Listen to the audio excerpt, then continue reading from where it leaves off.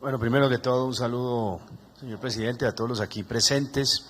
Quiero celebrar el espíritu de esta mesa de diálogo y conversación y quisiera referirme básicamente a 3 puntos.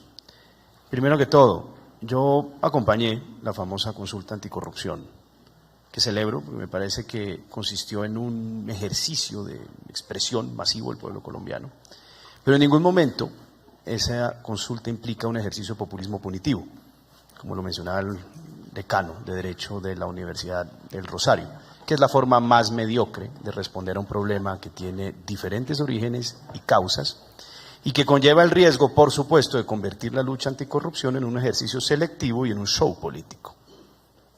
La excesiva criminalización o la excesiva utilización del derecho penal o la tipificación de conductas que muchas veces no ameritan una sanción penal, implica un ejercicio selectivo del mismo, porque no se puede abarcar a un número de prácticas o de población muy amplio.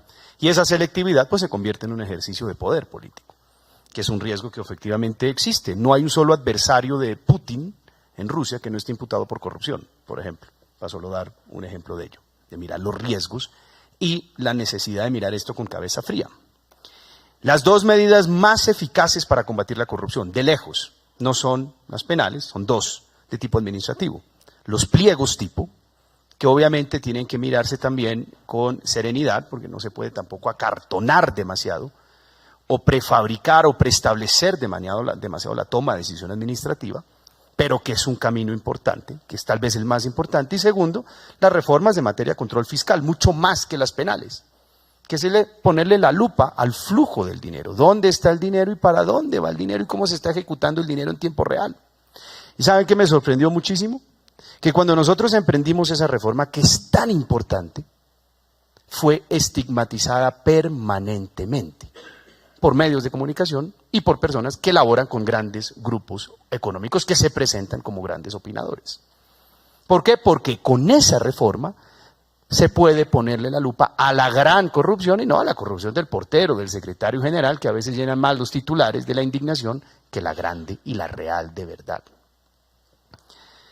En segundo lugar, los proyectos anticorrupción que cursan el Congreso de la República son muy buenos para combatir la pequeña corrupción y pueden llevar a quitarle inclusive un beneficio que a mí me parece realmente poco relevante en la lucha contra la corrupción, que es el beneficio casa cárcel al portero, al secretario y al pequeño corrupto.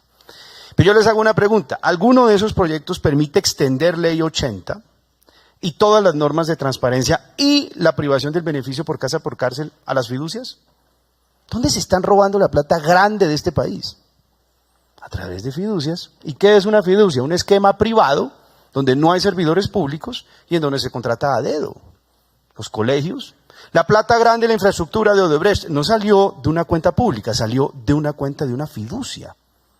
¿Le vamos a extender la casa por cárcel al presidente de esa fiduciaria? Y por consiguiente también por delegación al presidente del banco, del conglomerado de bancos. Ahí se perdió. La plata de los colegios, ¿dónde se perdió? No la firmó un secretario general de un pueblo. La firmó un agente a través de un esquema de fiducia, esquema privado de contratación de recursos públicos. Reficar, todo contratado a dedo bajo esquemas privados. Ahí no habían servidores públicos. Pero todas las normas están dirigidas hacia servidores públicos. Es decir, la pequeña corrupción. Y eso sí, se llenan las emisoras porque los que ejecutan esos recursos públicos a través de esquemas privados pautan en los medios de comunicación o son dueños de medios de comunicación. Hidroituango lo ejecutó el elefante blanco más grande de la historia de este país. ¿Quién lo ejecutó? ¿Un servidor público? ¿O unos señores a través de un esquema privado de contratación de recursos públicos? El elefante más grande de la historia de este país. Y cuando el Contralor saca un informe sobre Hidroituango, los medios de comunicación, muy relacionados por el poder de la pauta. A estas personas dicen que eso fue, eso fue ya un refrito, que eso no es tan grave, que eso hay que mirarlo con calma, que son unos doctores muy serios. Pero encuentran cualquier pequeño caso de corrupción en un pueblo, y obviamente eso se vuelve un escándalo porque es la cultura del escandalismo. Creo que sería muy importante también revisar normas sobre planeación. Aquí la plata grande se pierde porque se está contratando sin planeación. Plan 2500, Reficar e Hidroituango, un problema en sí de planeación, de irresponsabilidad en la ejecución de estos esquemas privados de recursos públicos. No está en la eliminación de la casa por cárcel ni en el populismo punitivo el problema. Es que eso obviamente es lo más fácil de absorber y lo más fácil de vender en una sociedad del espectáculo. El Metro de Bogotá. ¿Cómo se va a ejecutar la plata del Metro de Bogotá? A través de un esquema privado, a través de una empresa que se llama Confirma, por Dios. A dedo se va a ejecutar la obra más grande de infraestructura pública de la historia de este país, como ya se ejecutó el Metro de Medellín, a dedo. No hay ley 80, no hay normas de transparencia. Y por supuesto, cuando ejecuten eso mal, no habrá eliminación del beneficio por casa por cárcel. Entonces, a ver, ¿de qué lucha contra la corrupción estamos hablando? ¿La de los porteros y las secretarios generales o la grande? La plata grande de este país, pública, se pierde a través de esquemas privados de contratación. Muy ligados, obviamente, a grandes grupos económicos que pautan en los medios de comunicación. Uno pauta en medio de comunicación siendo alcalde de Bogotá o alcalde de Medellín y no le pasa absolutamente nada en este país. Por último, las causas del delito, me parece que sería muy bueno entrar a mirar no la consecuencia penal, que en últimas ya es remedial, sino por qué el ejercicio político, la competencia política, está llevando a la instrumentalización del Estado con fines electorales. Y cierro con esto.